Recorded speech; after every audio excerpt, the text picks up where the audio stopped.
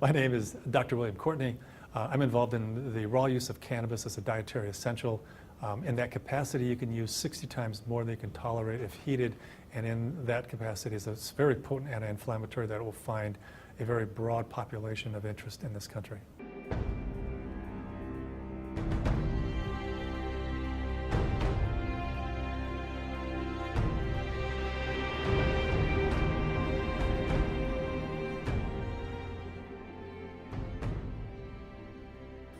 I'm Donald Abrams, and I'm Chief of Hematology Oncology at San Francisco General Hospital and a Professor of Medicine at the University of California, San Francisco.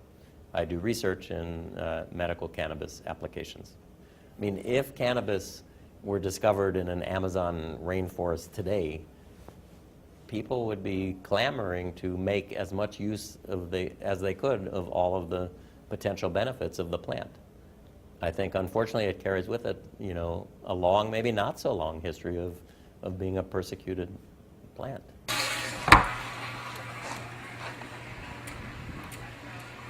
5 years ago, I wouldn't prescribe cannabis for a fellow I went to medical school with because I was such a skeptic. And now it's real clear to me that cannabis, it's a vegetable. It's not psychoactive until humans alter it chemically. No other animal alters it. So the whole psychoactive thing is a human aspect of the plant that has nothing to do with the 34 million years of evolution that the plant has.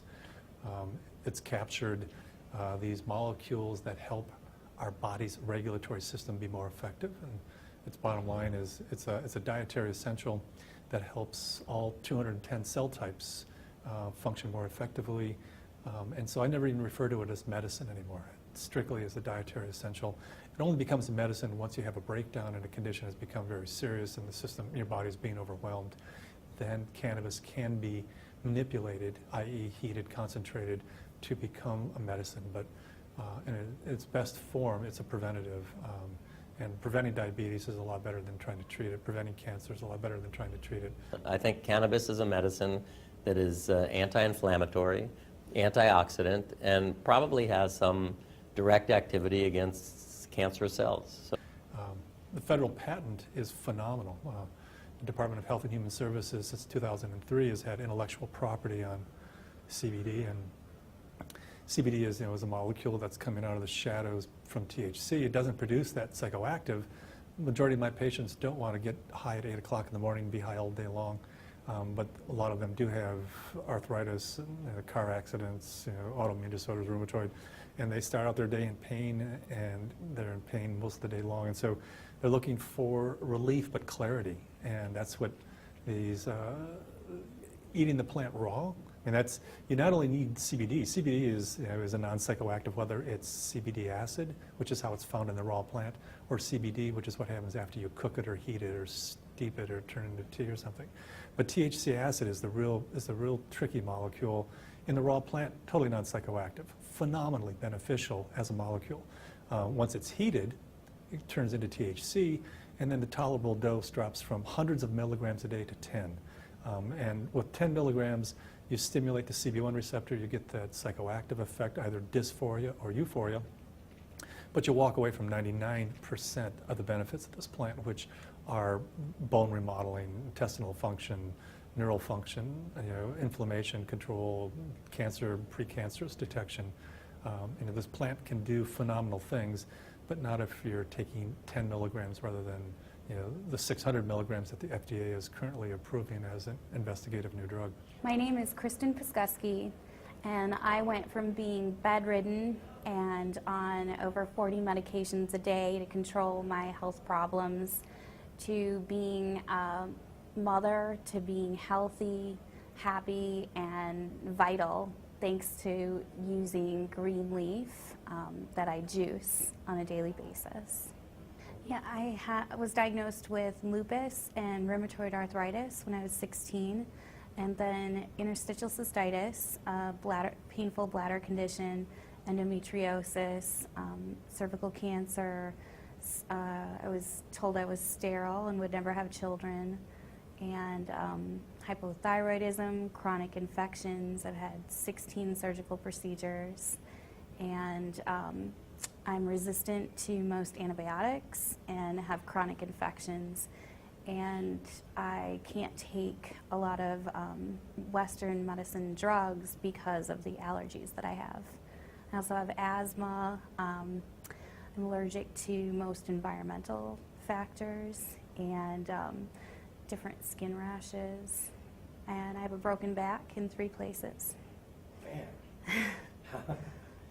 So how did you discover this new way of juicing? I discovered cannabis was helpful for the conditions because when I would smoke cannabis for pain, I had fewer infections. So I started to look into whether cannabis was doing more than just masking the pain. And I moved to California to be able to use cannabis legally, but I still didn't have the type of healing that I anticipated with smoked and heated cannabis. So after talking to several cannabis physicians and attending different lectures, I found out that there's the THC acid and CBD acid that you get in the raw form have medicinal properties that are better at helping my immune system to communicate. So as soon as I began doing that, it took about 6 weeks and I was infection-free and all of my conditions went into remission. And what many of my patients do is they plant a plant every day and they pick a plant every day. If you let the plant grow to a certain size, you may be able to use half a plant a day. So a plant therefore would last for 2 days. So therefore you need 1 plant every other day. So the total number of plants depends on whether you have a plant a day, a plant every other, or a plant every 3 days, depending on the space available. But most of them are trying to do this whole thing on a single 400-watt light. And they use a fluorescent light to keep a mother alive, and they produce a clone. They start a plant. They pick the whole plant, strip the leaf and flower, juice that. Good indication that the roots are also useful. Stalk is a little fibrous, can bind up a lot of juicers and ruin the juicer because it's just so strong. So I generally strip the stalk and throw that away because it's just too fibrous. But juice that, it produces a small amount of juice, very concentrated, quite acidic. Yeah, that has to be diluted. You can dilute it with fresh vegetable juice, fruit juice, or something that you buy off the shelf. The only time I've needed antibiotics in the last 4 years is when I was unable to do the juicing regime because I was overseas. And it was while I was pregnant for the first time with my daughter Zahaya. And when I came back, I had a horrible sinus infection, and they were unable to treat it with 3 different antibiotics. And the rheumatologist at UCSF I was working with thought that I may need to go back on methotrexate and prednisone. And 3 weeks after I got home and I had been juicing again, everything cleared up and I didn't have to go on any of the drugs or take another antibiotic. And at this point, I'm developing strains. Yesterday, stumbled on a strain that's 22% CBD acid. The plant that I had the day before that was 1%. A absolutely phenomenal change in the plant's chemical composition, and particularly as it impacts, are you violating federal patents if you're using this plant? I mean, if they're commercially going to use CBD, then you have to deal with a patent. But individual use as a dietary element, the U.S. patent just is clear evidence as to why you want to eat this plant as a leafy green vegetable and include it in your diet several times a day. I depend on right now on people who give me leaf because my partner is a cannabis physician and we worry about the legalities of growing our own right now and whether it could jeopardize his medical license. But we have a lot of patients that are able to grow less than 30 plants, and this allows them a fresh plant every day for juicing. My number one project is to get the Convention 1 treaty, which is a UN committee that produced this treaty that I think there's 104 countries that have signed on to it, which says if you have, grow, possess, transport cannabis, you should be imprisoned.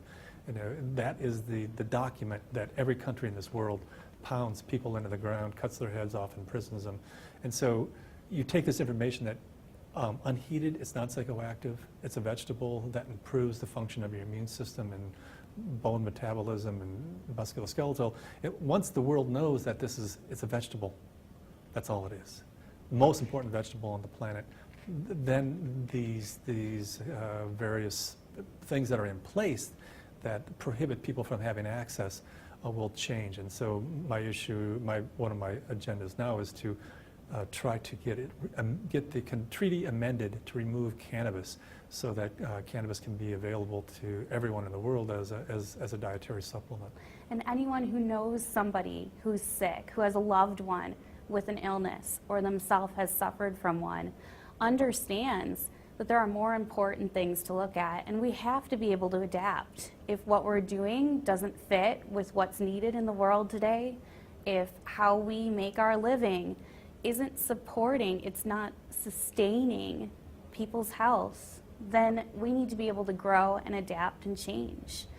You don't want to go from, I guess a lot of incarcerations to suddenly, it's a dietary essential. I mean, how do you make that leap? And so I'm hoping that we're in a phase where, we're gradually letting go of yesterday's nightmares and embracing the fact that, it's patented for its benefits, it's approved of by the FDA, and in fact is clearly a dietary essential that should be in everyone's diets. And so I'm hoping that the DEA, which is lagging behind, will on cue with the whole organization decide that, okay, well, let's go ahead and reschedule this, because clearly we can't have a patent on its utility and say it has no utility. I mean, the conflict is just, it's patently absurd.